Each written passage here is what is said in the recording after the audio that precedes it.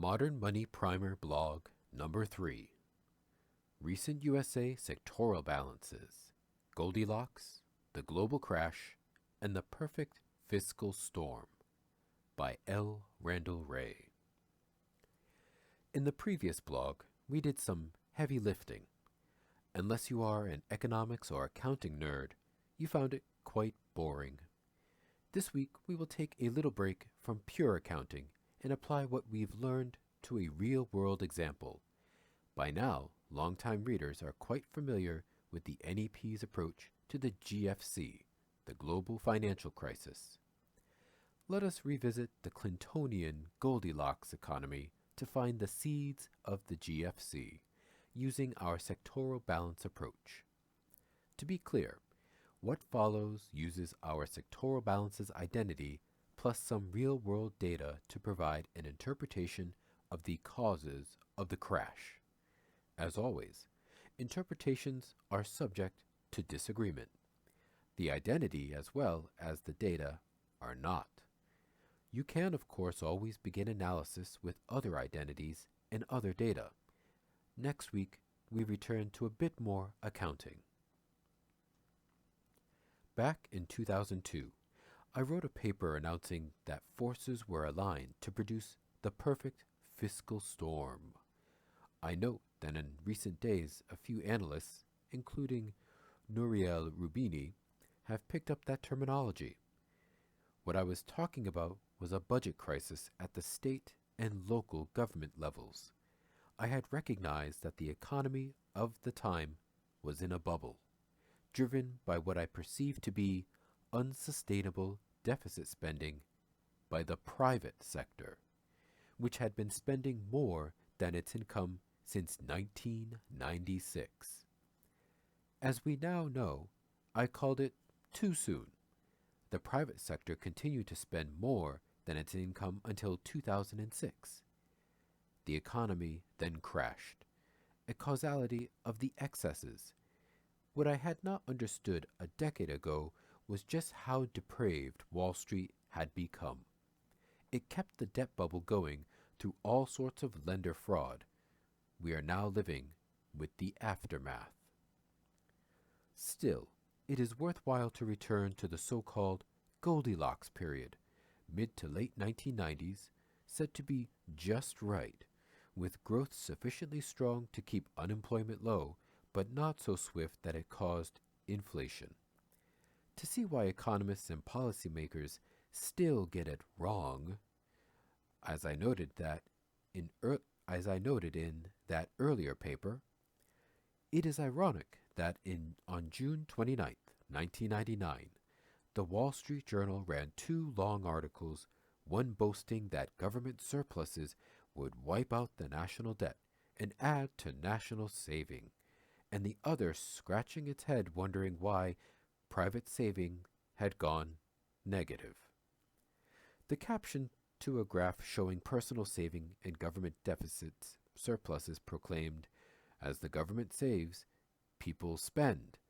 The Wall Street Journal front page is reproduced below. Almost no one at the time or since recognized the necessary relation between these two that is implied by aggregate balance sheets.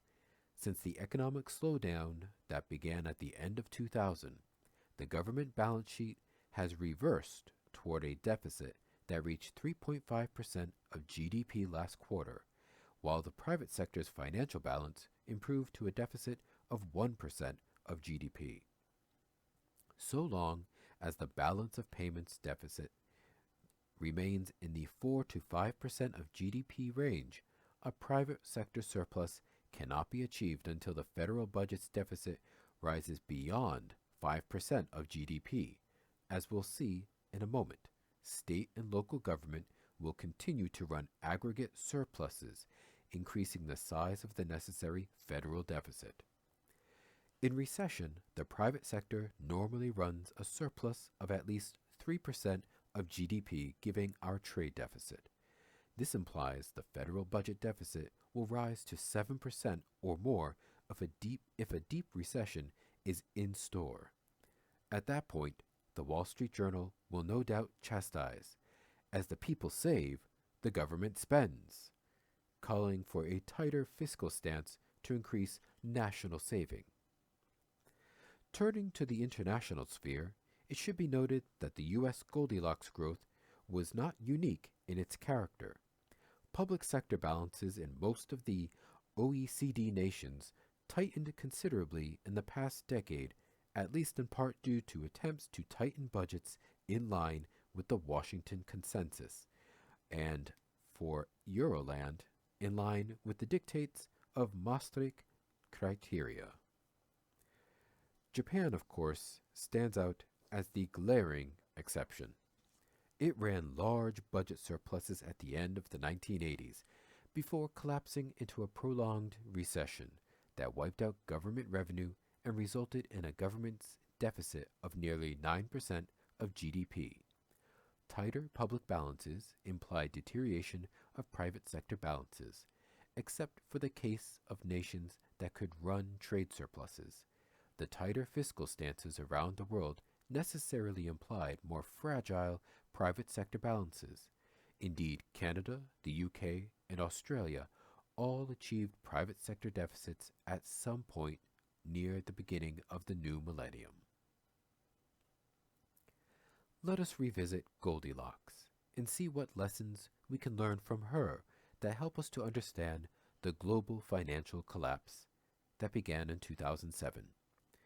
As we now know, my short-term projections predicting the demise of Goldilocks into a recession were not too bad, but the medium-term projections were off.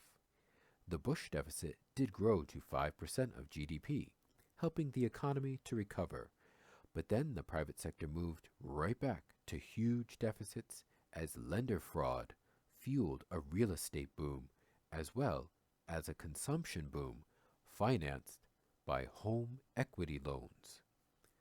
See the chart below thanks to Scott Fullwiler. Note that we have divided each sectoral balance by GDP, since we are dividing each balance by the same number, GDP. This does not change the relationships, it only scales the balances. This is a convenient scaling that we will use often in the Modern Money Primer. Since most macroeconomic data tends to grow over time, dividing by GDP makes it easier to plot, and rather than dealing with trillions of dollars, so many zeros, we express everything as a percent of total spending. This chart shows the mirror image. A government deficit from 1980 through to the Goldilocks years is the mirror image of the domestic private sector's surplus, plus our current account deficit, shown as a positive number because it reflects a positive capital account balance. The rest of the world runs a positive financial balance against us. Note the chart confirms what we learned from blog number 2. The sum of deficits and surpluses across the three sectors must equal 0. During the Clinton years, as the government budget moved to surplus, it was the private sector's deficit that was the mirror image to the budget surplus plus the current account deficit. This mirror image is what the Wall Street Journal had failed to recognize, and what almost no one except those following the modern money approach, as well as the Levy Economic Institute's researchers who used Wynne Godley's sectoral balance approach, understand. After the financial collapse, the domestic private sector moved sharply to a large surplus, which is what it normally does in recession. The current account deficit fell as consumers bought fewer imports, and the budget deficit grew mostly because tax revenue collapsed as domestic sales and employment fell. Unfortunately, just as policymakers learned the wrong lessons from the Clinton administration budget surpluses, thinking that the federal budget surpluses were great while they actually were just the flip side of the private sector's deficit spending, they are now learning the wrong lessons from the global crash after 2007. They've managed to convince themselves that it is all caused by government sector profligacy.